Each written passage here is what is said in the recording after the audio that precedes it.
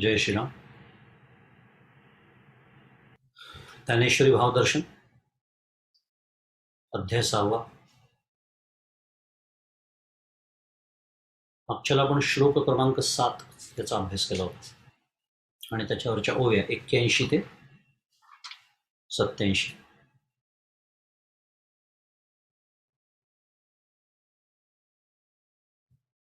फार फार सुंदर श्लोक. पुन्हा कुठला श्लोक सुंदर नाही आहे, पण या अर्थाने की इतकं स्पष्ट साधन आपल्या हातामध्ये एक साधक म्हणून हा श्लोक आणि त्याच्यावरच्या ओव्या पुढच्या ज्या 2 81 म्हणा 82 म्हणा, खरं सांगायचं झालं तर ही एक ओवी आपल्याला जीवनमुक्त करण्यासाठी पुरेशी, अगदी पुरेशी.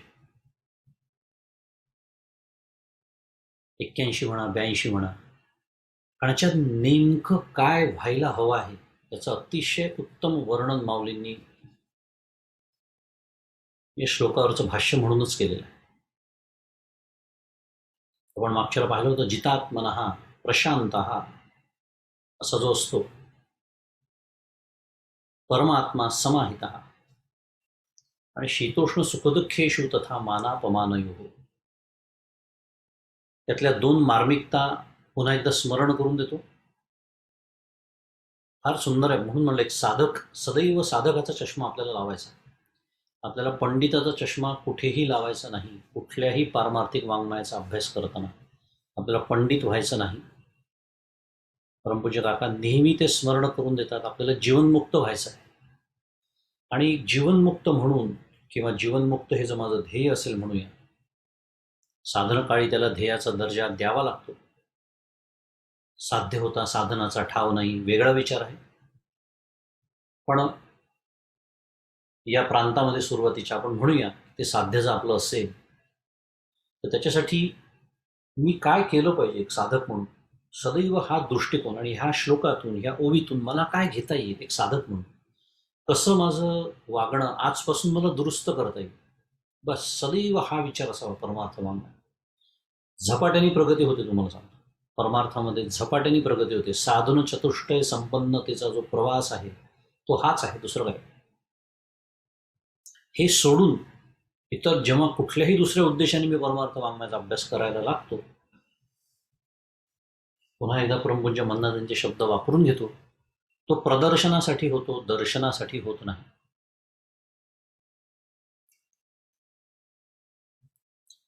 मी बोलत होतो त्यातले 2 बारकावे त्याचं स्मरण करून देतो. पहिला अर्थ जो आहे की शीत उष्ण सुखदुःख मान अपमान ही चित्ताला विक्षिप्त करणारी द्वंद्वे असूनही ज्याने इंद्रिय मनबुद्धी जिंकले आहे, जो शांत आहे, अशा योगारूढाला परमात्मा हा समाधीचा विषय होतो. अर्थ दिलेला आपल्यासमोर. त्यातले 2 महत्वाचे बारकावे आहेत जे आपण आपल्या विचारामधून निसटू देता कामा नये. एक, आपण उलटीकडनं सुरुवात करू. ज्याने इंद्रिय मनबुद्धी जिंकला आहे, जो शांत आहे, थोडक्यात जो योगारूढ आहे असं म्हणूया,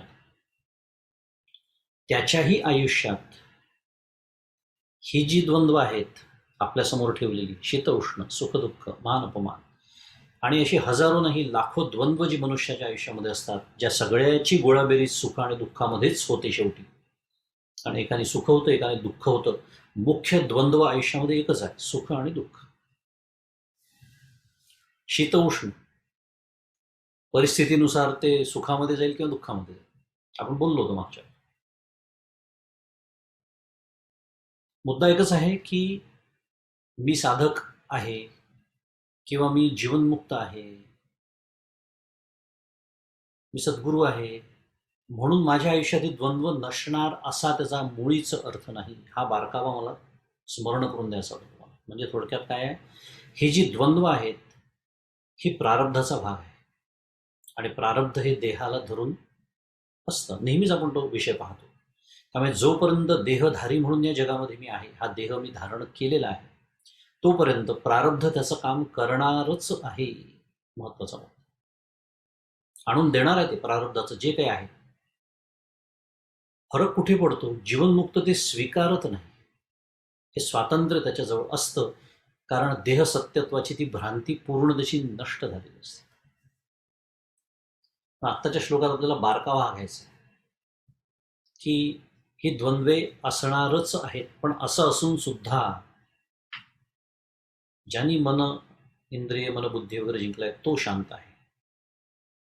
आणि दुसरा एक बारकावा याच्यातून आपल्याला लक्षात येतो, ज्याला रिडिंग बिटवीन द लाईन्स म्हणतात मराठीमध्ये, की जर मी शांत नसेल, किती सुंदर आहे बा, एकच श्लोक किती शिकवून जाऊ शकतो आपल्याला. चिंतन करायला बसलं काय सुंदर सुंदर निकष येतात माझ्यासमोर. जर मी शांत नसेल, आणि आपल्याला दुसरं कोणाच्याही सर्टिफिकेट ज्याला म्हणतात प्रमाणपत्राची गरज नाही. आपल्याला चांगलं माहिती असतं आपण दिवसभरात किती वेळा शांत असतो आणि किती वेळा अशांत असतो. एक लक्षात घ्यायचं अगदी सरळ सरळ या श्लोकाप्रमाणे, जर मी शांत नसेल याचा अर्थ अजून माझं मी इंद्रिय मन बुद्धी जिंकलेले नाहीत. पुन्हा एकदा शुद्ध मराठीत it is as simple as that. आणि जितात मनहा याच्यावरती आपण मागच्या एक छान कथा ऐकली होती. समर्थ रामदास स्वामींच्या कीर्तनात येऊन बसलेला जो महिषी होता त्याची. प्रशांत प्रशांतहाचा अर्थ आपण भाष्यामध्ये आचार्यांनी केलेला बघितलाय. प्रसन्न अंतःकरणस्य, सदैव प्रसन्न अंतःकरणाचा जो असतो त्याला प्रशांत असं म्हणतात. तोच विषय आता आपला सुरू होतो. शांत आहे, प्रशांत आहे. मागच्या काही वाचनांपूर्वी मी एक दृष्टांत दिला होता. पोळ्या मी करतो त्या फुगत नाहीत वगैरे. त्याच्यानंतर बाकी कुठल्या तत्वज्ञानावर काही फारशी कोणी चर्चा केली नाही माझ्याशी, पण हा दृष्टांत तुम्ही चुकीचा दिला, तुमच्या पोळ्या फुगतात आम्हाला माहिती आहेत असं वगैरे मला अभिप्राय आले त्याच्यावरती. मला तो आता आठवण्याचं कारण असं की मी किती शांत आहे त्याचं वर्णन करतोय. जमायला लागल्या पोळ्या काही दिवसांनी, पोळ्या फुगायला लागल्या. खरंच तुम्ही म्हणता तसं छान अशी फुगलेली टम्म फुगलेली पोळी ज्याला म्हणतात अशी ते फुलका तो दिसायला लागला. आणि त्याचा जो आनंद मला झाला, आणि त्या आनंदामध्ये मी ती सोहमला वाटत होतो. आणि सोहमला सांगा, अरे सोहम हे बघ छान पोळी फुगली. सोहमच्या हातात व्हॉट्सॲप, हां ठीक आहे. म्हणजे काय, पोळी फुगल्यानंतरचा जो माझा प्रसन्नपणा होता तो पुढच्या 10 सेकंदामध्ये, जशी त्या पोळीतली वाफ निघून गेली 10 सेकंदात, त्याप्रमाणे माझ्या अंतःकरणातल्या प्रसन्नतेची वाफ झाली. हा माझी प्रसन्नता पदोपदी मोडत असते, पदोपदी. घरात कोणाला काही सांगायला लागलो, त्यांचं लक्ष नसलं,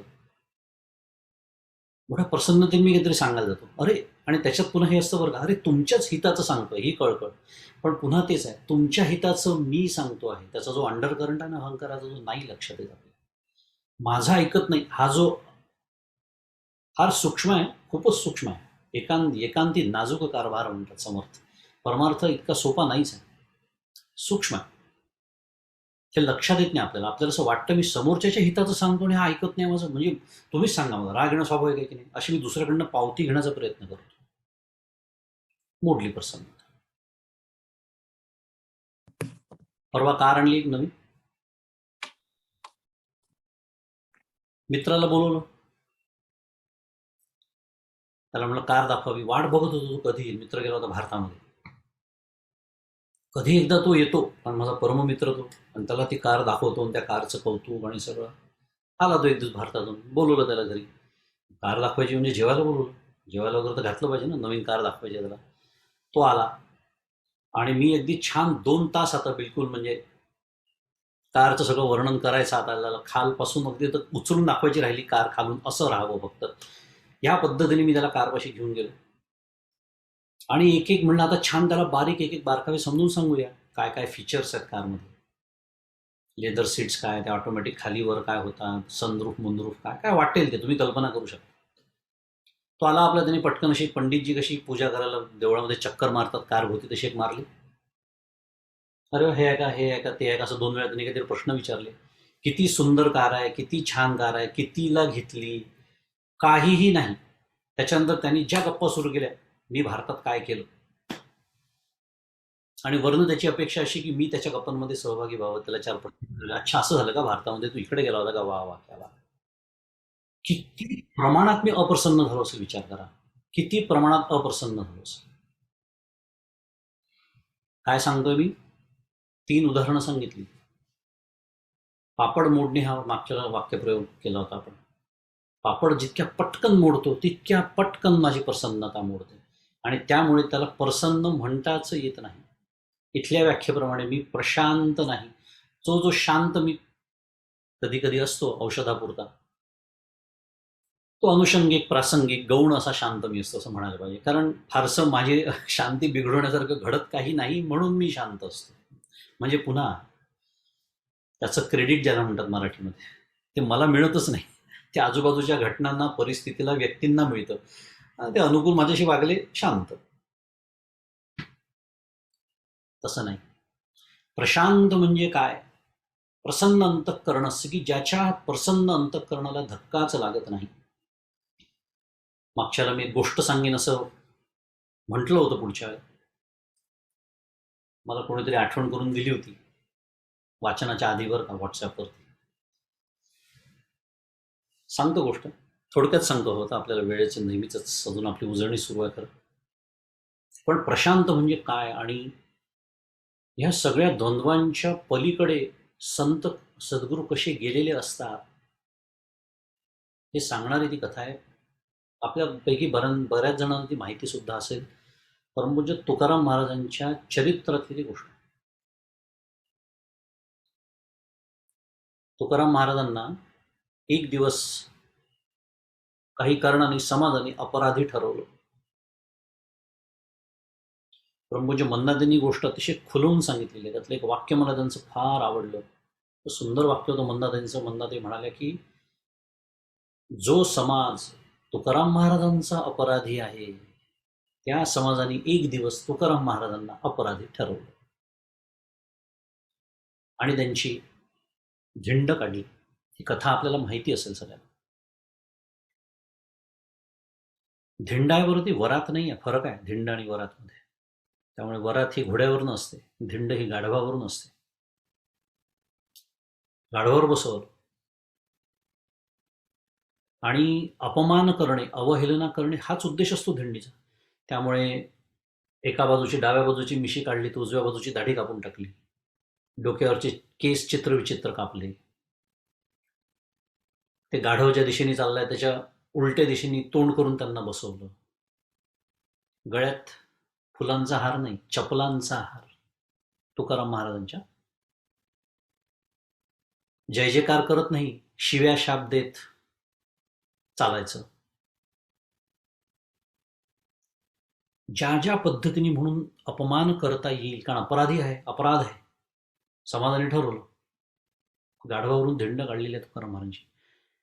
गोष्ट कशासाठी सांगतोय, इतकं सगळं होत असताना तुकाराम महाराज जय जय रामकृष्ण हरी, त्यांना काहीही घेणं देणं नव्हतं काय चाललंय. त्यातला एक महाभाग होता. तो म्हणतो, अरे पुरुषांना म्हणे सगळीकडचा अपमान सहन होतो, बायको समोरचा अपमान मात्र सहन होत नाही.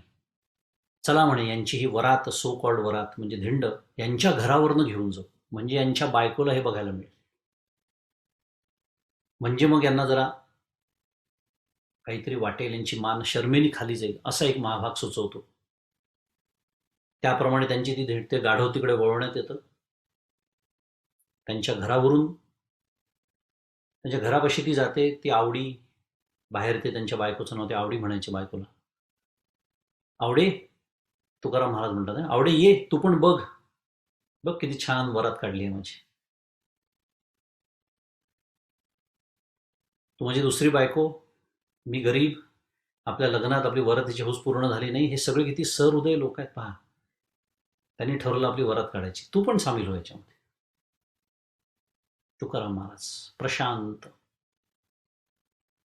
प्रशांत. मग त्यांना तिथे गाढवावरून खाली उतरवण्यात आलं आणि सगळेजण त्यांच्या पाया पडले, क्षमा मागितली वगैरे वगैरे.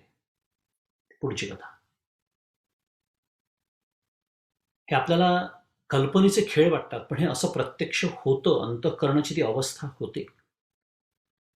आणि पुढचे काही श्लोकात आपल्याला हे शिकवणार आहेत, किती प्रकारच्या नातेसंबंध आपल्या एखाद्या व्यक्तीशी असू शकतात आणि त्याच्यातही जितात्मनः प्रशांतः असा जो होतो परमात्मा समाहिता, त्याला समाधीचा विषय होतो परमात्मा हा, किंवा तो तत्स्वरूपच परमात्मा स्वरूपच होतो. कारण परमात्मा त्याच्या साक्षात आत्मभावनी जवळच असतो. आणि हाच जो आशय आहे ना, हा व्यक्त करणाऱ्या महत्वाच्या 81 आणि 82 क्रमांकाच्या ज्या ओव्या मी ज्या म्हणालो, की तया स्वांतःकरण जिता सकळ कामोपशांता परमात्मा परवता दूर नाही, इतकं माऊली स्पष्ट मार्गदर्शन करते की अरे तो परवता तर नाही, दूरही नाही, कारण प्रत्यक्ष तोच तुम्ही आहात. पण कळत का नाही आहे? कारण अजून स्वांतःकरण जिता मी झालेलो नाही, सकळ कामोपशांता मी झालेलो नाही. हे ते स्पष्ट साधन मी जे म्हणालो, की जीवनमुक्तीसाठी एवढी एकच ओळी पुरेशी आहे. कारण काय करायचं आहे याचं निस्संदिग्ध मार्गदर्शन पुढच्या ओळीत तेच आहे. दृष्टांत दिलाय, जैसा किडाळाचा दोष जाय तरी पंधरेतेची होय, तैसे जीवा ब्रह्मत्व आहे संकल्परूप. म्हणजे जीवाला ब्रह्मत्व आत्ताही आहेच, सोनं आत्ताही आहेच. मग समस्या कोणती आहे? त्याच्यात जो किडाळ, जो दोष आहे, किडाळ नावाचा जो शिरलेला आहे, बस तेवढा फक्त काढा की जीवा ब्रह्मत्व आहे संकल्परूप. नित्यप्राप्ताचीच प्राप्ती आहे. अतिशय सुंदर साधन माऊलींनी आपल्यासमोर. आणि पुढे मग अर्थातच या सगळ्याचं जे मूळ कारण ते 84 क्रमांकाच्या उभीमध्ये, तैसा देहाहंकार नाथीला हा समूळ जयाचा नाशिला, तोची परमात्मा संचला आधीची आहे. आधीची आहे. पुन्हा मार्मिकता पाहिली होती आपण मागच्या, आधीची आहे. आपण ह्या क्षणी सुद्धा तुम्ही आम्ही आपण तेच आहोत, नाही कळत आहे अजून, नाही अनुभव आलेला. कारण आलं पुन्हा शेवटी गाडी फिरून फिरून काका म्हणतात परमार्थात तिथेच येते. कोणती? देहबुद्धी. मी प्रशांत नाही, मी जितात्मन नाही. का? देहबुद्धी अजून आत्मबुद्धी झालेली नाही आहे माझी. नसे अंत आनंद संतापुसावा, अहंकार विस्तार हा नीरसावा, गुणेविण निर्गुण तो आठवावा, देहबुद्धीचा आठवू नाठवावा. समर्थ मनाचे श्लोक अगदी हेच सांगतात. देहबुद्धीचा आठवू नाठवावा असं झालं पाहिजे. त्याच्यासाठी गुणेविण निर्गुण तो आठवावा, त्याच्यासाठी अहंकार विस्तार हा निरसावा. उलटा चाललोय मी श्लोक वाचताना. तेच ज्ञानेश्वर महाराज इथे तैसा देहाहंकार नाथीला असं सांगतात. नाथीला म्हणणं काय आणि नाठवावा म्हणणं काय, एकच अर्थ आहे. आणि 87 क्रमांकाच्या मध्ये फार सुंदर माऊलींनी दृष्टांत दिला होता की मेघांपासून ज्या धारा सुटतात त्या समुद्राला जशा टोचत नाही, तशी योगारूढाला शुभाशुभ द्वंद्वे आत्मस्वरूपापेक्षा भिन्न नसतात. हा माऊलींचा दृष्टांत आहे. त्या दृष्टांतातही विचार करावाच लागतो. हाच दृष्टांत का घेतला? एक तर मुळात आपण मागच्याला बोललो होतो कौतुकाने की असं कोणाच्या डोक्यात येणारच नाही. काय त्या ढगातनं निघणाऱ्या जलधारा त्या समुद्राला टोचत असतील का नसतील असा कधी विचार आपण करतच नाही. कवी कल्पना जरी असली तरी इतकी प्रगल्भ कल्पना नाहीच येत आपल्या डोक्यामध्ये.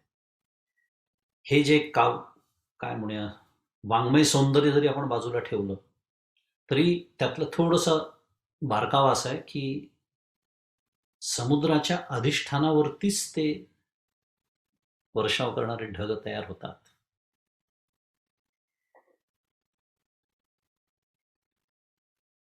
आणि आपल्याला माहिती आहे कल्पना आहे, ढग दोन प्रकारचे असतात. एक जलसहित असू शकतात, एक जलरहित असू शकतात. कशासाठी हे सांगतोय? द्वंद्व ठेवलेत आपल्यासमोर म्हणून, शुभाशुभ. त्यामुळे जे छान सौंदर्य वाढवतात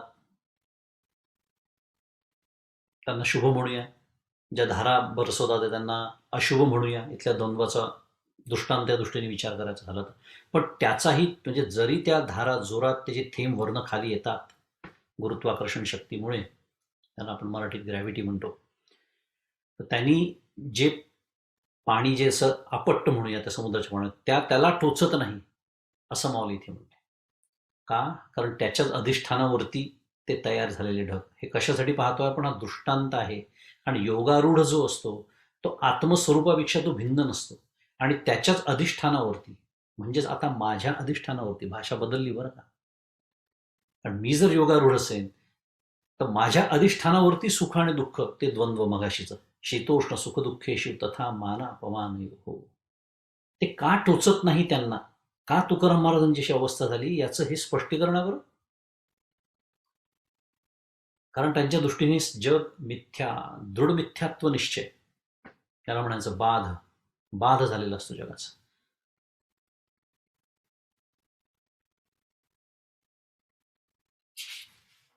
त्यामुळे फार सुंदर दृष्टांत माऊलींचा. आजच्या श्लोकाकडे बोलूया. क्रमांक 8. ज्ञान विज्ञान तृप्तात्मा कूटस्थो विजितेंद्रिया युक्त इत्युच्यते योगी समलोष्टाश्मकांचनः. कोणत्याही पदार्थाचे शास्त्रीय ज्ञान आणि त्या पदार्थाचे अनुभव ज्ञान या योगाने, किंवा ज्ञानस्वरूप ब्रह्म आणि विपरीत ज्ञानात्मक प्रपंच या दोन्हींच्या यथार्थ विचाराने ज्याने चित्त समाधानाला किंवा ज्याचे चित्त समाधानाला प्राप्त झाले आहे, जो निर्विकार व जितेंद्रिय आहे आणि मातीचे ढेकूळ, दगड आणि सोने यांचे विषयी जो समदृष्टी आहे, तो योगी युक्त म्हणजे सिद्ध म्हटला जातो. युक्त इत्युच्यते योगी व्याख्याच करून टाकली. समलोष्टाश्म कांचना. 2-3 गोष्टी. एक म्हणजे ज्ञान विज्ञान तृप्तात्मा, कोणत्याही पदार्थाचे शास्त्रीय ज्ञान आणि त्या पदार्थाचे अनुभव ज्ञान. इथे ज्ञान आणि विज्ञान याच्या थोड्या वेगळ्या व्याख्या आपल्यासमोर येत आहेत. आपण एकदा मागच्या एका कुठल्या तरी अध्यायात आपण त्याचा अभ्यास केला होता. ज्ञानेश्वर महाराजांची विज्ञानाची व्याख्या ही वेगळी आहे आणि आचार्यांनी केलेली विज्ञानाची व्याख्या ही वेगळी आहे. त्यामुळे दोन्ही व्याख्या आणि अर्थ इथे गृहीत धरून अर्थ लावलेला आहे. काही बिघडत नाहीये. बघूया आपण. कोणत्याही पदार्थाचे शास्त्रीय ज्ञान, याला ज्ञान आचार्य म्हणतात, ज्याला आपण दुसऱ्या भाषेमध्ये परोक्ष ज्ञान असं म्हणतात. त्याला आपण अजून साध्या भाषेत बोलायचं झालं तर पुस्तकी ज्ञान असं म्हणतात. परोक्ष ज्ञान, शास्त्राचा अभ्यास केलेला आहे, शास्त्राचं छान समजूत बसलेली आहे, त्याला म्हणायचं परोक्ष ज्ञान. हे ज्ञान आणि त्या पदार्थाचं अनुभव ज्ञान, त्याला म्हणायचं विज्ञान. ही झाली आचार्यांची व्याख्या. माऊलींची व्याख्या आहे ज्ञानस्वरूप ब्रह्म आणि विपरीत ज्ञानात्मक प्रपंच. म्हणजे माऊलींनी ज्ञान म्हणजे अपरोक्ष ज्ञान असा केलेला आहे आणि विज्ञान म्हणजे विपरीत ज्ञानात्मक प्रपंच, ही आहे माऊलींची व्याख्या. 88 क्रमांकाच्या पुढच्या व्यक्ती आपल्यासमोर येतेच. विपरीत ज्ञानात्मक प्रपंच या दोन्हींच्या यथार्थ विचाराने. म्हणजे जर विज्ञानाचा अर्थ विपरीत ज्ञानात्मक प्रपंच किंवा विपरीत प्रपंचाचं ज्ञान असा जर केला, किंवा प्रपंचाचं विपरीत ज्ञान असं म्हणूया, म्हणजे थोडक्यात जगत सत्यत्व, देह सत्यत्व, कर्तृत्व, भोक्तृत्व याच्या सगळ्या 5 भ्रांती आहे, भेदभ्रांती वगैरे वगैरे, हे विपरीत ज्ञान, याला ज्ञानेश्वर महाराज विज्ञान असं म्हणतात. विज्ञान म्हणजे विपरीत ज्ञान आणि ज्ञान म्हणजे अपरोक्ष ब्रह्माचं साक्षात ज्ञान, ही माऊलींची व्याख्या. ही जर व्याख्या स्वीकारली तर इथे दोन्हींच्या यथार्थ विचाराने, म्हणजे आत्म अनात्म विचाराने असं म्हणूया, ज्याचे चित्त समाधानाला प्राप्त झाले आहे. तृप्तात्मा, ज्ञान विज्ञान तृप्तात्मा. कुटस्थ, जो कुटस्थ म्हणजे निर्विकार. इथे निर्विकाराचा जो अर्थ तो कुटस्थचा अर्थ आहे. कुटस्थ याचा अर्थ, कुटस्थचे 2-3 अर्थ आहेत खरं विचार केला तर, पण आत्ताच्या संदर्भात आपण एकाच अर्थाचा विचार करू. कूट याचा अर्थ ऐरण. हिरण शब्द बऱ्याच जणांना माहिती आहे. सोनाराकडे आपण जातो, सोनार दागिने घडवत असतो, ते खाली त्याच्या जे दगड म्हणूया किंवा लोखंडाचं जे ठेवलेलं असतं ज्याच्यावर बसून तो हातोडीने ते काम करत असतो. सोनार असल्यामुळे छोटीशी हातोडी असते आणि नाजूक काम सुरू असतं. लोहाराकडे गेलं तर मोठं काम सुरू असतं. पण ती ऐरण जशी असते, ती ऐरण जशी भक्कम असते, हालत नाही, आणि माझ्यावरती किती लाख रुपयाचे आणि किती कोट्यावधी रुपयाचे दागिने घडवले जातात यावर विषयी ती जशी निर्विकार असते, तसा निर्विकार, म्हणून त्याला कुटस्थ असं म्हणतात. असा निर्विकार. आणि जितेंद्रिय, हा शब्द तर खूप वेळा खूप अध्यायांमध्ये येऊन गेलेला आहे, त्याचं महात्म्य लक्षात येईल. युक्त इत्युच्यते योगी समलोष्टाश्म कांचन. लोष्ट याचा अर्थ मातीचं ढेकूळ, त्याला लोष्ट म्हणतात संस्कृतमध्ये. आणि अश्म याचा अर्थ दगड. लोष्टाश्म असा तो शब्द तयार झाला. लोष्ट म्हणजे मातीचं ढेकूळ, अश्म म्हणजे दगड, आणि अर्थातच कांचन म्हणजे सोनं. आपल्याला माहिती आहे संस्कृतमध्ये सोन्याला कांचन म्हणतात. यांच्याविषयी जो समदृष्टी आहे तो योगी युक्त म्हणजे सिद्ध म्हटला जातो. पुन्हा एकदा आचार्यांनी केलेली ज्ञानमची व्याख्या तुम्हाला सांगतो. शास्त्रोक्त पदार्थानाम परिज्ञानम म्हणजे काय? शास्त्रोक्त पदार्थांचे ज्ञान म्हणजे परोक्ष ज्ञान, त्याला आचार्य म्हणतात आहे ज्ञान.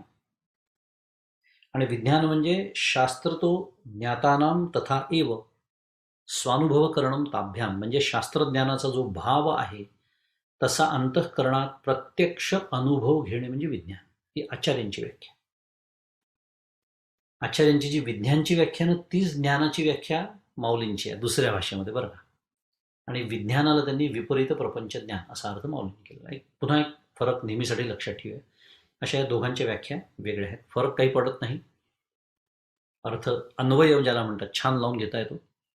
पण आचार्यांची आणि ज्ञानेश्वर महाराजांची विज्ञान या शब्दाची व्याख्या वेगळी आहे आणि ज्ञानाची सुद्धा. त्याच्यामुळे हळूहळू आपण बघणार आहोत त्याच्यावरच्या ओव्या बघताना या विषयाचा आपण जास्त विचार करू.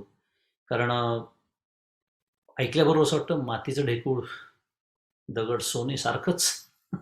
इतका निरस होतो का माणूस परमार्थामध्ये? असं कुठेतरी मनामध्ये अशी विचित्र कल्पना आपल्या यायला लागतात. असं आपण, कारण स्थूल बुद्धी असते आपली, स्थूल पातळीवरती आपण विचार करत असतो. विशेषतः आपण प्रापंचिक असल्यामुळे. आणि मग आपल्याला समर्थ लगेच आठवतात. आपण ती काका म्हणतात असं गोडाऊनमधली म्हणजे ओव्या पाठ असतात आपल्या त्यातल्या काय. एक ओवी आपण, ओवी पण नाही, ओवीतले चरण काढतो बाहेर. कोणती? प्रपंची पाहिजे सुवर्ण. म्हणलं हां, समर्थ आपल्याला आवडले समर्थ. आणि ते म्हणतात हो प्रपंची पाहिजे सुवर्ण, हे काही सांगतात. ढेकूळ, दगड, सोने एकच असं कसं? म्हणजे त्याचा आपण विचार करू. ओव्या आहेत, अर्थ काय त्याचा आणि कुठल्या पद्धतीने हे सगळं याचा विचार करावा लागतो, विशेषतः एक प्रापंचिक म्हणून. हे महत्वाचं आहे. जो हा विज्ञानात्मक भावो तया विवरिता जहाला वावो मग लागला जव पाहो तव ज्ञान ते तोच. तो योगारूढ पुरुष जो हा प्रत्यक्ष दिसणारा विपरीत ज्ञानात्मक प्रपंच आहे त्याचा जेव्हा विचार करू लागतो तेव्हा त्याच्या दृष्टीने तो मिथ्या झालेला असतो. आणि मग जेव्हा ब्रह्माला अनुभवाने पाहू लागतो तेव्हा ते अनुभव ज्ञान देखील तोच होतो. पुन्हा एकदा माऊलींची आपण विज्ञानाची व्याख्या सविस्तर बघितली, तिथे आलेली आहे. आणि विज्ञानाचा अर्थ विज्ञानात्मक भाव म्हणजे विपरीत ज्ञानात्मक प्रपंच. हा जो दिसणार आहे, भाव म्हणजे असणारा, प्रत्यक्ष दिसणारा, याचा तो जेव्हा विचार करतो तेव्हा त्याच्या दृष्टीने तो मिथ्या झालेला असतो, त्याचा त्यांनी बाध केलेला असतो. इथे थोडा सूक्ष्म विचार केला तर लक्षात येतं की माऊली आपल्याला व्यतिरेकाची साधना आणि येणारा अन्वयाचा अनुभव आपल्या समोर मांडतात आहे. म्हणजे काय? थोडे जड शब्द झाले, शास्त्रीय शब्द झाले. व्यतिरेक याचा अर्थ हे अनात्म आहे. हे जे जे आहे, जे जे दिसत आहे, जे जे भासत आहे, ज्याला मी स्पर्श करू शकतोय, जे डोळ्यांनी दिसत आहे, त्याचा मी गंध म्हणजे वास घेऊ शकतोय, ज्याची चव घेऊ शकतोय, पंच ज्ञानेंद्रियांचे विषय थोडक्यामध्ये. आणि त्याच्याही पलीकडचं ज्याचा मी मनाने आणि बुद्धीने विचार करू शकतोय, तर्क करू शकतोय, या सगळ्या गोष्टी ज्या आहेत या अनात्म आहेत. म्हणजे काय? हे ते नव्हे, हे ते नव्हे, हे ते नव्हे, हे ते नव्हे. हा जो विचार आहे याला म्हणायचं व्यतिरेक.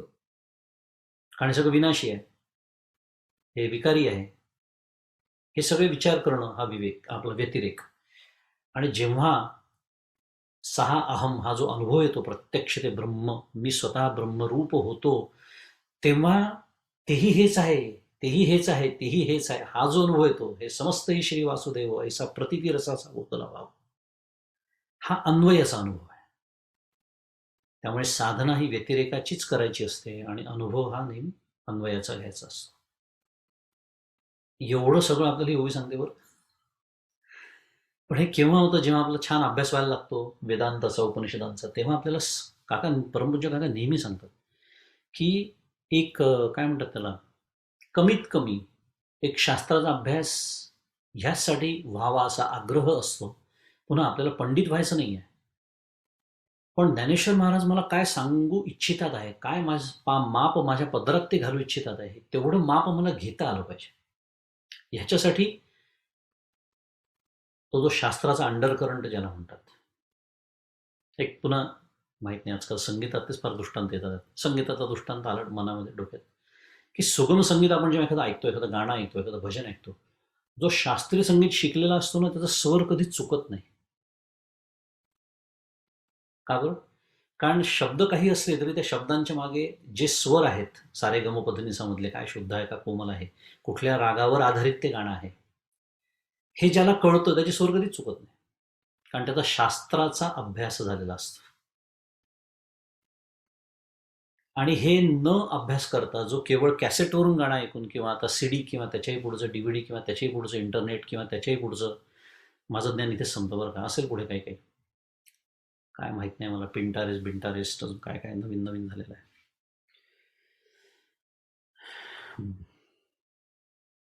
बेबी बूमर्स जनरेशन शब्द आठवत होतो मी. त्यांच्या ज्या टेक्नॉलॉजीज आहेत त्याच्यात जे ऐकत असतील गाणं, गाणं तर तेच आहे ना शेवटी. असं गाणं ऐकून जो गाणं म्हणायचा प्रयत्न करतो त्याचे स्वर चुकू शकतात, आणि त्याचे आपले स्वर चुकले आहे हेही त्याला कळत नाही, कारण आपण कुठला स्वर म्हणतो आहोत हेच त्याला माहीत नसतं. असा फरक पडतो शास्त्राच्या अभ्यासाने आणि शास्त्र अभ्यास नसताना. आता व्यापक की एकदेशी आणि अन्वय व्यतिरेकाची भाषा आहे याचं प्रतिबिंब पुढच्याच ओळीत पडलाय पुन्हा 89 क्रमांकाच्या, की आता व्यापक की एकदेशी. माऊलींनी केलाच आहे उल्लेख, उहापोही जे ऐसी ते करावी ठेली अपैसी दुजे न विण.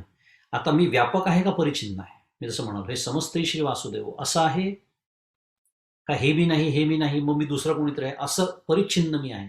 याविषयी जे साधक बाधक तर्क करावयाचे ते सर्व द्वैत नसल्यामुळे आपोआपच बंद पडलं.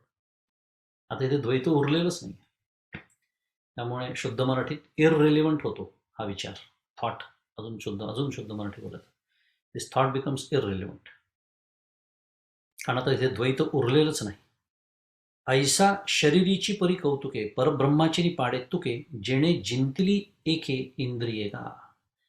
असा तो देहधारी असला तरी पण त्याची परब्रह्माच्या बरोबरीने तुलना होते, ज्याने केवळ इंद्रिये जिंकलेली आहेत. मुद्दाम थोडा हळू वाचलं, पुन्हा पुन्हा आपल्यासमोर येत आहे जितेंद्रिय, जितात्मना म्हणा, जितेंद्रिय म्हणा, प्रशांत म्हणा, याचं काय महात्म्य आहे. का म्हणून माऊली म्हणते की जीवा ब्रह्मत्व आहे संकल्परूपी. कारण संकल्प तेव्हाच होतात जेव्हा मी इंद्रियांना जिंकलेलं नसतं. ती इंद्रिय तुष्ट व्हावी असं मला वाटतं, आणि त्याच्यातूनच माझे विषयासंबंधीचे संकल्प सुरू होतात. पण जेव्हा मी इंद्रिय जिंकतो तेव्हा माझी तुलना परब्रह्माच्या बरोबरीने होते. आता ही बोलण्याची भाषा आहे, मी परब्रह्माशी एकरूपच होतो, कारण तुलना म्हटलं की पुन्हा द्वैत आलं.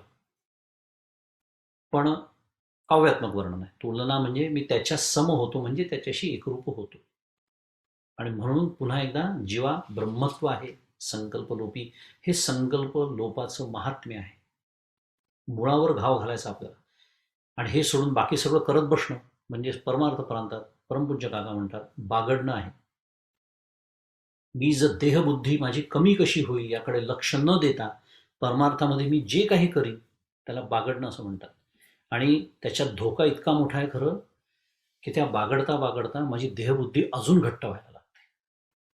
कारण आधी प्रपंची ओझे आहे सहजे, ती पण ओवी पाहिली होती आपण मागच्या वेळी. प्रपंचातली देहबुद्धीचं आजच सहजच ओझा आहेच माझ्या डोक्यावर, तर पारमार्थिक देहबुद्धी घेऊन मी बसतो. म्हणजे कोणती? ज्ञानेश्वरीचा अभ्यास करणारा मी. इतका सुंदर बोलतो मी, सगळ्यांना माझं बोलणं फार आवडतं. देहबुद्धी म्हणजे आधी ती तरी नव्हती ना, आधी प्रपंचातल्याच होत्या फक्त.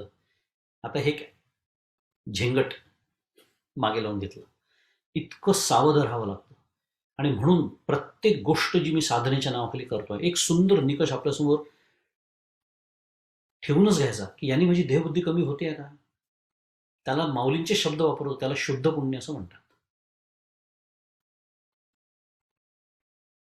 पुण्यात्मके पापे स्वर्गा जायचे, पापात्मके पापे नरका जायचे, जेणे माथे पाविजे तिने शुद्ध पुण्य.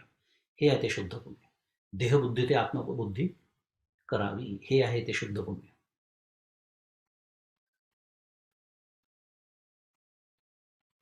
तो जितेंद्रिय सहजे तोची योगयुक्त म्हणजे जेणे साने थोर नेणिजे कवणे काळी.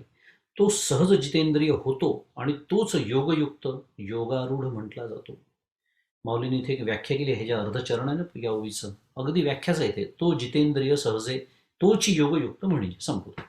योगयुक्त कोणाला म्हणावं, म्हणजेच योगारूढ कोणाला म्हणावं, म्हणजेच योग सिद्ध ज्याचा झालेला आहे असं कोणाला म्हणावं. जितेंद्रिय पाहिजे. आणि प्रशांत, मागच्या राहून बोललो, हे व्यवच्छेदक लक्षण आहे सद्गुरूंचं आणि संतांचं. प्रशांत, जितेंद्रिय. तसेच तो पुरुष कोणत्याही काळात हा लहान हा मोठा असा भेद जाणत नाही. पुन्हा अर्थ नीट लावून घ्यावा लागतो.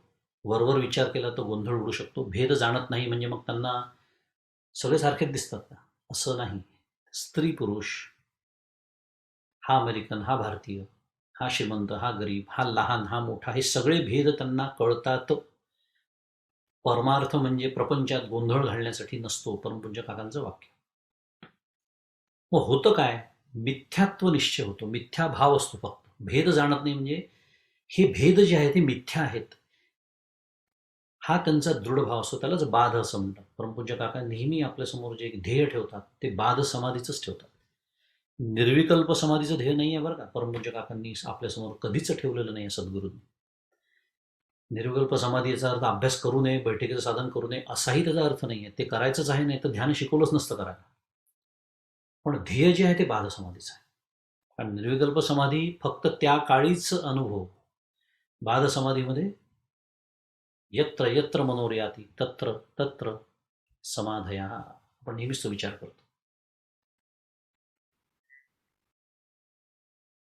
आणि ती ओवी पुन्हा येत्या पुढे, देखे सोनयाचे निखळ मेरुये सणे ढिसाळ आणि मातीयेचे डिखळ की सारखीची मान. असे पहा की शुद्ध सोन्याचा मेरू पर्वता एवढा ढीग आणि मातीचे ढेकूळ जो सारखेच मानतो. समलोष्टाश्म कांचन, याच्यावर माऊली विवेचन करते.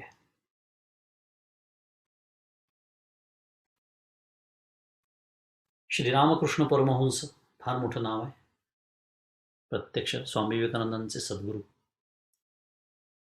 यांचं चरित्र जर तुम्ही कधी वाचलं नसेल, त्यांच्या कथा वाचल्या नसेल तर जरूर वाचा. जबरदस्त साधन केलेलं व्यक्ती जर कोणी असेल तर श्रीरामकृष्ण परमहंस आहे. जबरदस्त साधन आहे. म्हणजे वेगवेगळ्या धर्माची दीक्षा घेऊन त्या त्या धर्माप्रमाणे साधन करून या निष्कर्षापर्यंत आले आहे की ईश्वर एकच आहे. रामकृष्ण परमहंस विलक्षण आहे, चरित्रच विलक्षण आहे. त्यांची एक गोष्ट, टका माटी माटी टका म्हणजे काय, टका याचा अर्थ रुपया बंगाली भाषेत. माटी, माटी म्हणजे माती. रुपया आणि माती समान आहे असा अभ्यास गंगेच्या किनाऱ्यावर बसून ते करायचे. कशावरून आठवलं, समलोष्टाश्म कांचन. हे जे आपण संतांची चरित्र या कथा ह्याच्यासाठी बघायचे असतात की हे कसं होऊ शकतं आणि ते का होऊ शकतं. मी मगाशी म्हणाले प्रापंचिक म्हणूनच आपल्याला विचार करायचा आहे. थोडंसं विवेचन मी थोडासा वेळ घेऊन त्याच्यावरच म्हणून करतोय की कुठेही कोणाच्याही मनामध्ये गोंधळ राहता कामा नये. आपल्याला असे पुढे वाचून पुढे नाही जायचं. मी हे कसं वापरायचं तत्वज्ञान आपण नेहमी पाहिलं, तो चष्मा आपल्याला साधकाचा लावायचा. रामकृष्ण परमहंस टका माटी माटी टका असं स्वतःच्या हातामध्ये, एका हातात माती किंवा ढेकूळ किंवा शेण घ्यायचे म्हणे, एका हातात रुपया किंवा सोनं म्हणा, काय जे काय असेल ते. आणि हे दोन्ही सारखंच कसं आहे याच्यावर चिंतन करायचं, स्वतःच्या मनाला पटवायचं, बुद्धीला पटवायचं आणि मग फेकून द्यायचं गंगेमध्ये. असा अभ्यास केला रामकृष्ण परमहंस. आणि अभ्यासाचा परिणाम असा, इंद्रिय सुद्धा इतकी सूक्ष्म झाली की त्यांची परीक्षा पाहण्यासाठी स्वामी विवेकानंदांनी जेव्हा त्यांच्या गादीच्या खाली एक नाणं लपवलं होतं, ही सुद्धा कथा आपल्याला माहिती असेल चरित्रामधली. आजकाल काय इंटरनेटवर असं काही उपलब्ध नसतं ना, भलतंच काहीतरी येतं, त्यामुळे नसेल आपल्या समोर आलं कधी. पण जरूर गुगलवरती सर्च करून किंवा पुस्तकं विकत आणून वाचा. चरित्र त्याच्यासाठी वाचायचे असतात. एखादा विंचू अंगाला चावावा तसे उठून बसलेले आहेत रामकृष्ण परमहंस. गादीच्या खाली ठेवलेला जो पैसा किंवा जे धन होतं, तो स्पर्श सुद्धा त्यांच्या इंद्रियांनी टिपला. इतकी त्यांची इंद्रिय सुद्धा सूक्ष्म झाली. पण विचार विचार कसा केलेला आहे, विवेक कसा केलेला आहे? अरे हे ही माती, हे सोनं किंवा रुपया, टकामाटी, काय अर्थ आहे? रुपया म्हणजेच माती, माती म्हणजेच रुपया, नाही का? काय दोघांनाही नाम आहे, दोघांनाही रूप आहे, दोघांमध्ये साम्य काय आहे? नाम आणि रूप आहे. बरं, मग फरक काय आहे? अच्छा, हे सोनं, हे तर मातीतूनच येतं, जमिनीतूनच तर येतं ना, ते जमिनीतून. मग एवढं त्याचं महात्म्य काय? हा, हे ना दुर्मिळ आहे. मातीचे ढेकळं सगळीचकडे दिसतात, सोनं नाही दिसत असं कुठे पडलेलं, म्हणजे ते दुर्मिळ आहे. अच्छा, ते दुर्मिळ आहे म्हणून त्याचं मूल्य जास्त आहे. कल्पना करा, सगळीकडेच जर सोन्याचे ढेकळं पडलेले दिसते तर सोन्याला काही मूल्य असतं का? नाही. ते का आहे? कारण ते कुठेतरी खाणीत सापडतं, ते दुर्मिळ आहे, कुठेतरी मिळतं म्हणून त्याचं मूल्य जास्त आहे. अच्छा, मूल्य जास्त आहे. अच्छा, हा फरक आहे का? बरं, मूल्य जास्त आहे म्हणजे काय? काही नाही, बाजारात गेलं, मातीचं ढेकूळ, 0 पैसे मिळतील मला. हे जर मी बाजारात गेलो, विकलं, तर मला याचे काही 4 पैसे मिळतील. अच्छा, पैसे मिळतील, हा फरक आहे का या दोन मध्ये? बरं, मग पैशाने काय होतं? काही नाही, मला 4 गोष्टी विकत घेता येतील. बरं, त्यांनी काय होतं? सुख मिळतं. मग मी आत्ता काय करतोय? मी का सांगतो हे सगळं? मी थोडंसं एक तुमच्यासमोर नाट्यमय रीतीने सादर करतोय. विवेक कसा करायचा असतो, विवेक म्हणजे पैशाने शेवटी मला काय मिळणार आहे? शेवटी सगळ्याचं मूल्यमापन जर पैशानीच होतं, तर पैशाने फार तर फार 4 गोष्टी विकत आणून, ज्याला आपण कन्व्हिनियन्स म्हणतो मराठीमध्ये, सोय. मी सायकलने जात असेल तर मला टू व्हीलर घेता येईल, टू व्हीलरने जात असेल तर कारने घेता येईल, पावसाळ्यात पाऊस लागणार नाही, छत्री न्यावी लागणार नाही.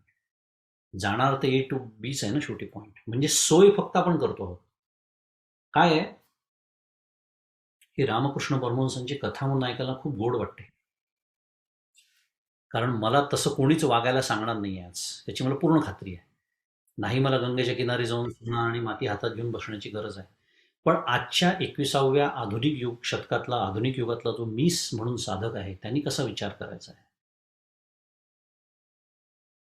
वर्षाच्या शेवटी अप्रेझल झाल्यानंतर जर डबल बोनस मला न मिळता, मला जर बॉसने आनंदाची बातमी दिली की तुला फक्त 2%च पगार वाढ देण्यात येत आहे, आता आलं, आता आणून भिडलं की नाही आपल्या आयुष्याशी.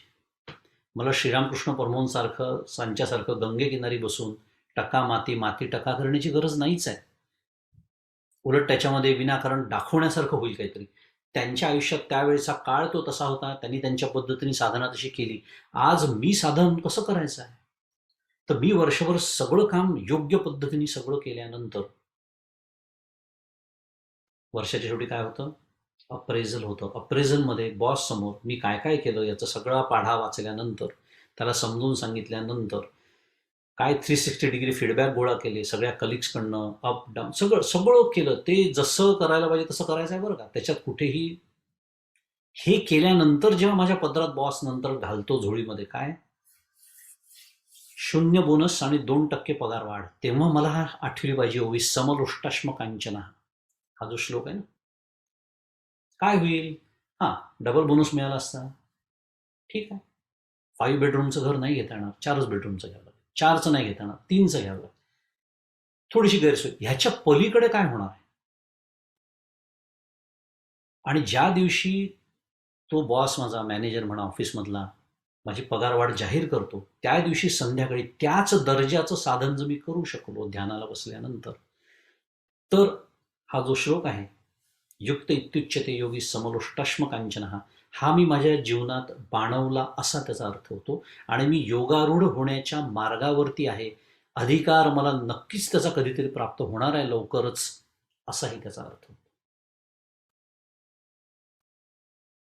म्हणून ही श्रीरामकृष्ण परमहंसांची कथा मी थोडीशी वाढवली, कारण या कथा कदाचित आपल्याला माहिती असेल, कदाचित नसतील, पण नुसत्या कथा वाचून सोडून द्यायच्या नसतात. कारण इथे आपल्यासमोर हे तत्वज्ञान आहे जीवनाचं. भगवंत बोलतात आहे, समलोष्टाश्म कांचना म्हणजे काय, की माझं कर्तव्य मी पूर्ण केल्यानंतर माझ्या पदरात जे येऊन पडणार आहे त्याच्या संबंधी समभाव कसा ठेवायचा, चित्ताचं, माझं चित्त विकारी कसं होऊ द्यायचं नाही, ह्याला म्हणतात समलोष्टाश्म कांचना. कारण आपण प्रापंचिक आहोत. याचा अर्थ घरातलं सोनं नेऊन रस्त्यावर फेकून द्यायचं असा त्याचा अर्थ नाही. आपल्याला वस्तुत्याग करायला सांगतच नाहीये कोणी. आपल्याला संगत्याग करायचा आहे आणि संगत्याग करण्याचा हा अभ्यास आहे.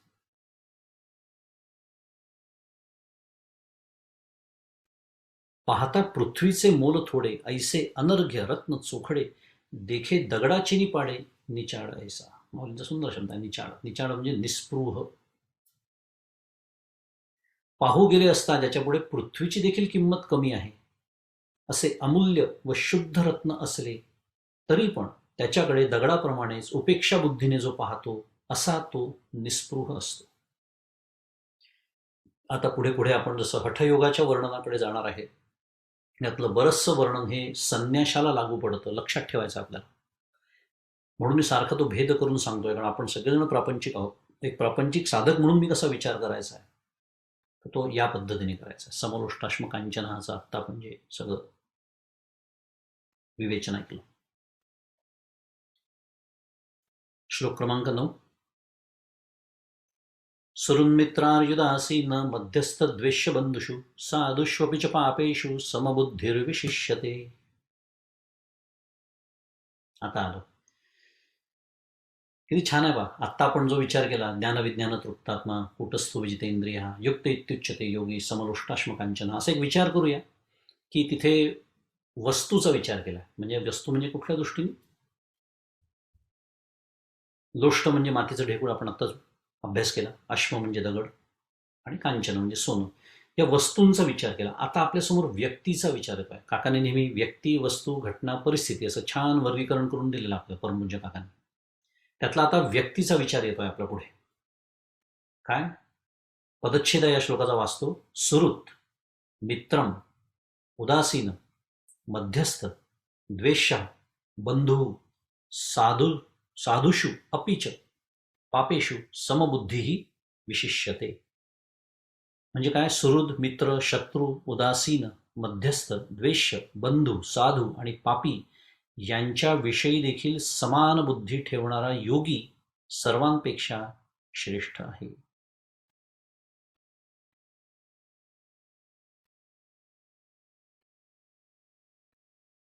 नऊ प्रकार आपल्यासमोर ठेवलेले आहेत. 9 प्रकार. कशाचे 9 प्रकार?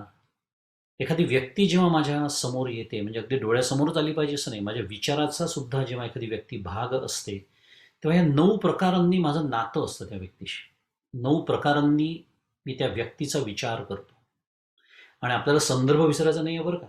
मी का सांगतो हे सगळं? संदर्भाची आठवण कशासाठी करून देतोय? काय संदर्भ आहे आपल्याला? आपल्याला योगारूढ व्हायचा आहे. लक्षात आहे ना? त्या संदर्भात हे सगळे विचार सुरू आहेत.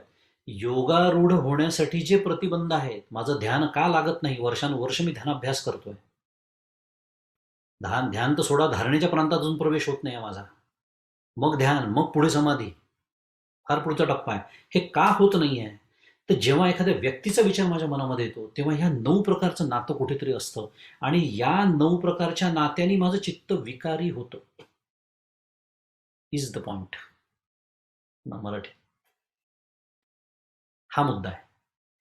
आणि ते विकारी होऊ नये म्हणून हे तत्वज्ञान आपल्यासमोर मांडणं सुरू आहे बरं का.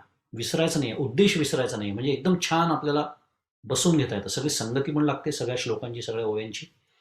उद्देश विसरायचा नाही. विकारी होतात आपलं चित्त. कशामुळे विकारी होतं? सुहृद. खरं श्लोक क्रमांक 9 पर्यंत आपण आलेलो आहोत आणि तुमच्या कदाचित कोणाच्या डोक्यात विचार आला असेल की आपण बरेच दिवस झाले गीता दीपस्तंभकडे वळलेलो नाहीये. कारण काकांनी या श्लोकापर्यंत गट केलाय, 1 ते 9 गट केलाय. म्हणून इतके दिवस आपण तिकडे वळलेलोच नाही की जे आता आपल्याला वळायचं आहे त्या ग्रंथाकडे. पण त्या ग्रंथाकडे वळण्याच्या आधी आपण एक काम करू. आपण थोडंसं एक बदलूया, आजचा क्रम बदलूया. आजची 94 क्रमांकाची ओवी बघून घेऊ. याच्यासाठी की हे जे 9 शब्द आलेले आहेत ना, त्या 9च्या अतिशय सुंदर व्याख्या या 94 क्रमांकाच्या ओवीच्या निमित्ताने इथे आलेल्या आहेत. आणि ह्या ज्या व्याख्या आहेत सगळ्या, ह्या व्याख्या आचार्यांच्या भाष्यानुसार आहेत. अगदी ह्याच व्याख्या आचार्यांनी भाष्यामध्ये केलेल्या आहेत. नव्हे त्याच्यावर आधारितच हा अर्थ मला खात्री आहे परमपूज्य खंदारकर महाराजांनी केलेला आहे. पहिलीच आहे, जो उपकाराची अपेक्षा न करता पूर्वीचा स्नेहसंबंध किंवा नात्याचा संबंध नसताना कोणावरही उपकार करणार. आता तुम्हाला कदाचित आठवत नसेल, पण 5वा अध्याय जेव्हा आपला संपत आला होता तेव्हा त्याच्यामध्ये 29 क्रमांकाचा जो श्लोक होता, तो श्लोक होता, भोक्तारम यज्ञ तपसाम सर्वलोक महेश्वरम सुहृदम सर्वभूतानां ज्ञात्वा माम शांती मृच्छति. तिथे सुहृदचा अर्थ किंवा व्याख्या आचार्यांनी भाष्यामध्ये केली आहे, सर्व प्राणीनाम प्रत्युपकार निरपेक्षतया उपकारिणम, म्हणजे प्रत्युपकाराची अपेक्षा न करता सर्वांवर उपकार करणारा, असा त्याचा अर्थ आहे.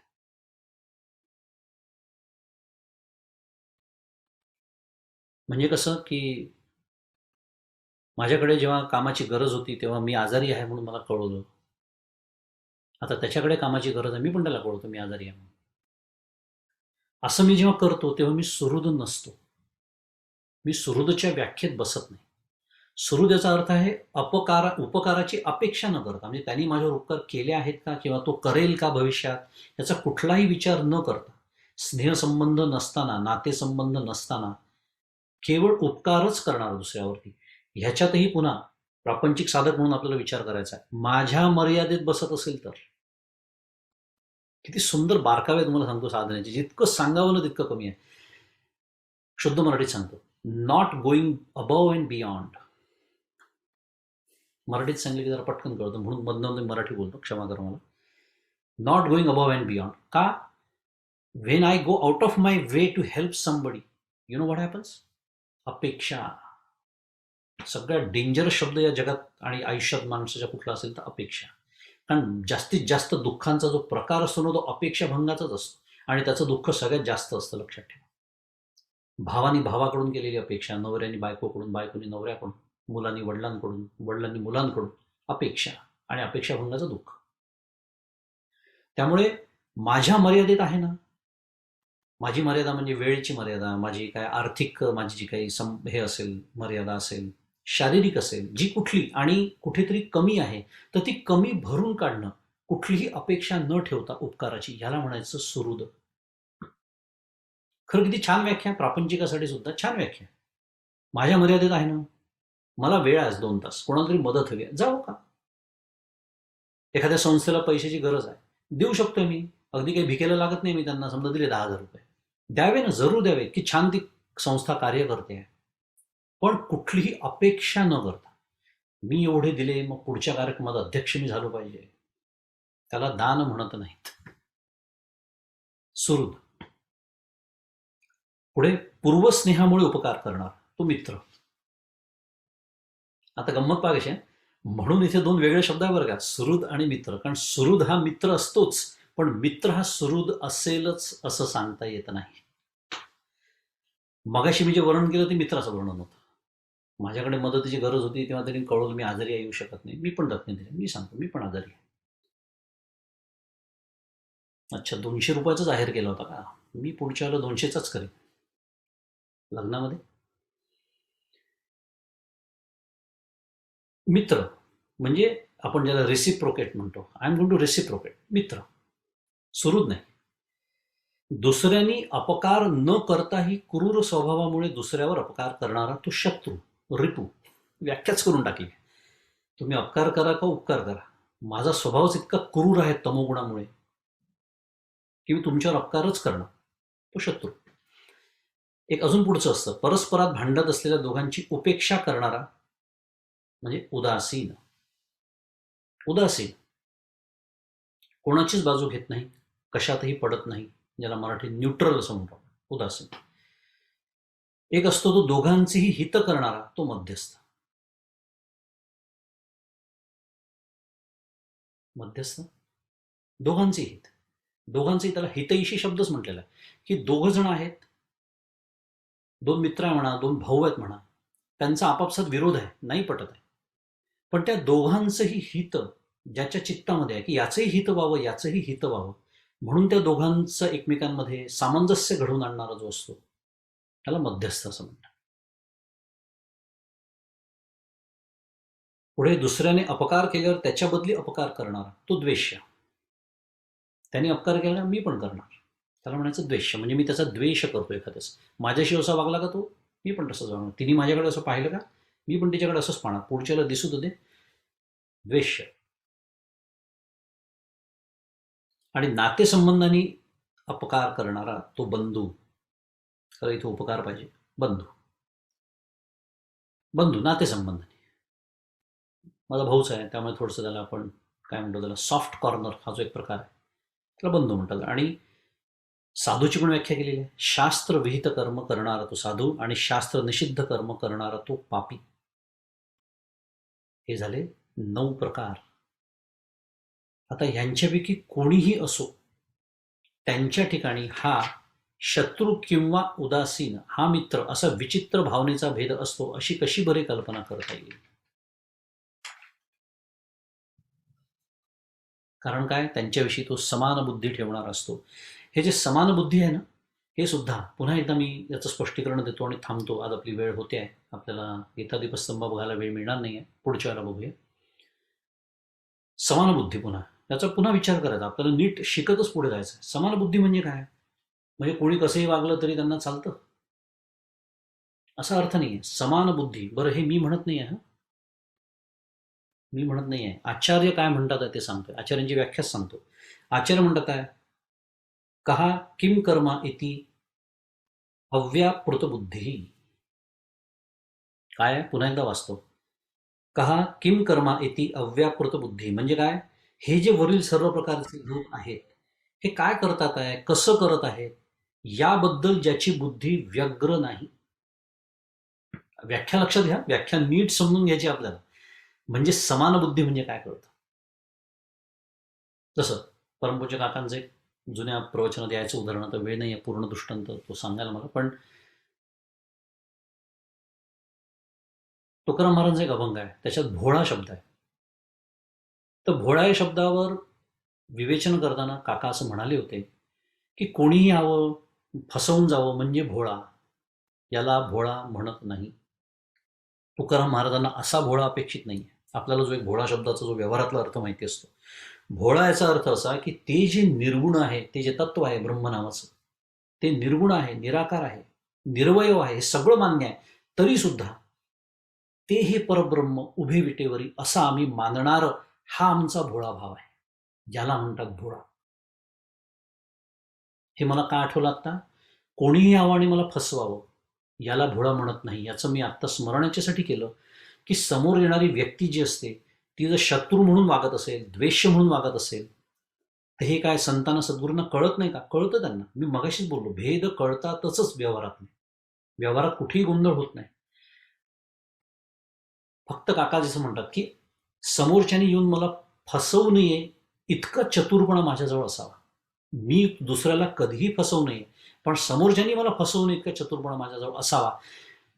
पण तो तेवढा प्रसंग झाला की नंतर जे घोळत राहतं डोक्यात, समजतो काय, मला फसवायला आला होता मी, म्हणजे त्याला वाटलं कोण, बघतो ना आता. हे जे काही नंतर सुरू होतं प्रकरण, याचा अर्थ मी समबुद्धी नाही. मी काय सांगण्याचा प्रयत्न करतोय, समबुद्धीच्या नावाखाली व्यवहारात गोंधळ घालायचे नाही आहेत. मी तर काय समबुद्धी आहे. मी आता योगारूढाचा अभ्यास करतोय, मग ह्यांनी माझं अहित केलं काय, अपकार केले काय, माझं नुकसान केलं काय, मी सहनच करणार, असा त्याचा अर्थ नाही. आपण तुकाराम महाराज नाही. त्यामुळे असं काही झालं आणि मी संध्याकाळी साधनेला बसलो, माझं साधनेत चित्त एकाग्र होणं अशक्य आहे. कारण मला ती व्यक्तीच आठवणार आहे, काय फसवलं मला, किती मोठं नुकसान. मग काय झालं, आता काय झालं, समबुद्धीचं काय झालं. म्हणून एक साधक म्हणून अत्यंत सावध राहायचं आपल्याला. काय याच्यातनं नेमकं घ्यायचं आहे, नेमकेपणा आणि नेटकेपणा. काकांचे शब्द आहेत फार सुंदर, एफिशियंट अँड इफेक्टिव्ह साधन, शुद्ध मराठी पुन्हा. नेमकं आणि नेटकं साधन याला म्हणतात समबुद्धी. याचा अर्थ काय आहे, आणि ही आचार्यांनी केलेली प्रत्यक्ष व्याख्यावर की कोण काय करत याचं, त्याच्यात माझी बुद्धी वगैरे मला ठेवायची नाही, माझ्या चिंतनाचा विषय असता कामा नये. कितीही पापी लोक असले समाजात, तरी माझ्या चिंतनाचा ते विषय असता कामा नये. हे नरकात गेले पाहिजे, किती लुटतात त्या देशाला, समाजाला, असे कसे लोक समाजात असतात. तू काही करणार आहेस का त्याच्या बाबतीत, तू काही चळवळ उभारणार आहेस का, तू रस्त्यावर उतरणार आहेस का, काहीच नाही. मग मी काय करतोय? चुळबुळ करतोय घरात बसून. आणि ती चुळबुळ मग मला ध्यान करू देत नाही ना, त्याचं काय? योगारूढ होऊ देत नाही. आत्ताचा संदर्भ तो सुरू आहे आपला. ह्याला म्हणतात साधन. एखादी त्याच्या विरुद्ध काही कोणी आघाडी उघडली असेल, त्यांना काही मदत हवी असेल, मग अशी विचार केला आपण, ते जरूर करावं. समाजाचा घटक आहोत, आपलं काही जबाबदाऱ्या असतात राष्ट्राच्या, समाजाच्या आपल्यावरती. पण त्या जबाबदाऱ्या पार पाडणं वेगळं आणि नुसतंच त्याच्याबद्दल चिंतन करून आपलं चित्त क्षुब्ध करून घेणं आणि पुढे काहीच न करणं म्हणजे I am loser at both the ends असं म्हणतात ते. म्हणून मला ही व्याख्या मुख्य तुमच्यासमोर ठेवायची होती. समान बुद्धी ठेवणारा म्हणजे नक्की काय? कारण प्रत्यक्ष आचार्यांनी केलेली व्याख्या अतिशय सुंदर व्याख्या मला खूप आवडली एक साधक म्हणून, की मी कसं वापरू शकतो तत्वज्ञान माझ्या आयुष्यामध्ये. अगदी येऊन भिडतं माझ्या रोजच्या आयुष्याशी. असो, आपली वेळ होऊन गेली.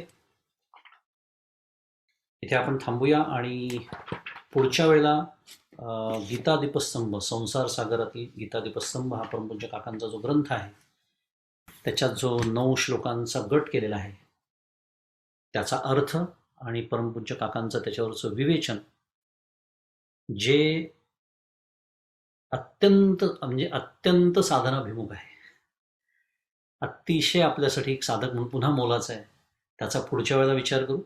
आज इथे थांबू. श्री ज्ञानेश्वर महाराज की जय. गोपाल कृष्ण भगवान की जय.